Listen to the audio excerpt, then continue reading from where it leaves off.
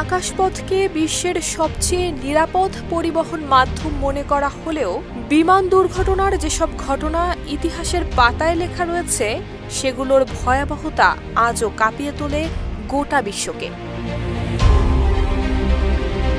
২৭ March ১৯৭৭ স্পেনের Tenerife দ্বীপের loss reduce এয়ারপোর্টে ঘটে ইতিহাসের সবচেয়ে ভয়ঙ্কর বিমান দুর্ঘটনা। কুয়াশাচ্ছন্ন রানওয়েতে কেএলএম এবং প্যানেম কোম্পানির দুটি বোয়িং ৭৪৭ বিমানের সংঘর্ষে নিহত হন ৫৮৩ জন যাত্রী। ১৯৮৫ সালের ১২ আগস্ট বিধ্বস্ত হয় জাপান এয়ারলাইন্স ফ্লাইট ১২৩। ইতিহাসে এককভাবে এই বিমান দুর্ঘটনায় সবচেয়ে বেশি যাত্রী নিহত হয়। যান্ত্রিক ত্রুটির কারণে জাপানের বোয়িং ৭৪৭-এর এই বিমান দেশটির মাউন্ট তাকামাঘরার সঙ্গে ধাক্কা লেগে মাটিতে আছড়ে পড়লে মোট ৫২০ জন যাত্রী নিহত হন। সানবিট সব দিবে সামাল।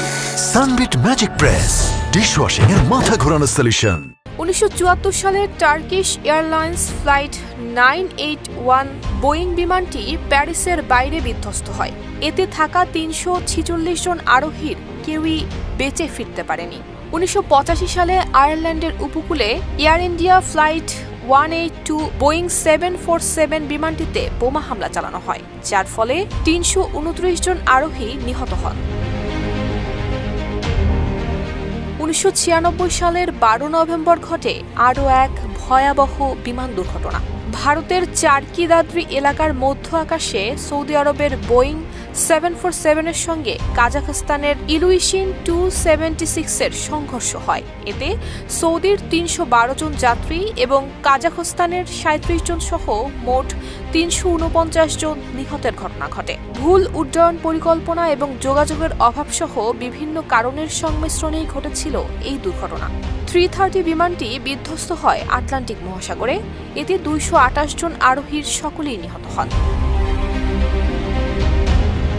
২০১৪ সালে পূর্ব ইউক্রেনের আকাশে গুলি করে ভূপাতিত করা হয় মালয়েশিয়ান এয়ারলাইন্সের একটি বিমান। এতে ২৯৮ জন আরোহীর সকলেই নিহত হয়েছিলেন। ২০০১ সালে ম্যাকডোনেল ডগলাস MD-82 বিমানটি উড্ডয়নের পরপরই নিউ ইয়র্কের কুইন্সে বিধ্বস্ত হয়।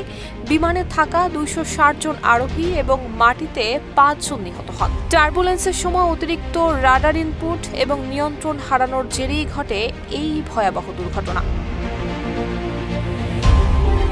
ভয়াবহ বিমান দুর্ঘটনাগুলোর প্রতিটি কেবল সংখ্যার হিসাব নয়, কারো পরিবার কিংবা কারো স্বপ্নের শেষ যাত্রা। এই ট্র্যাজেডি যেন বুঝিয়ে দেয় প্রযুক্তির অগ্রগতি যতই হোক, নিরাপত্তায় বিন্দুমাত্র শৈথিল্য হতে পারে ভয়ঙ্কর পরিণতির কারণ। নুসরাত জাহান মেহেক, ঢাকা পোস্ট।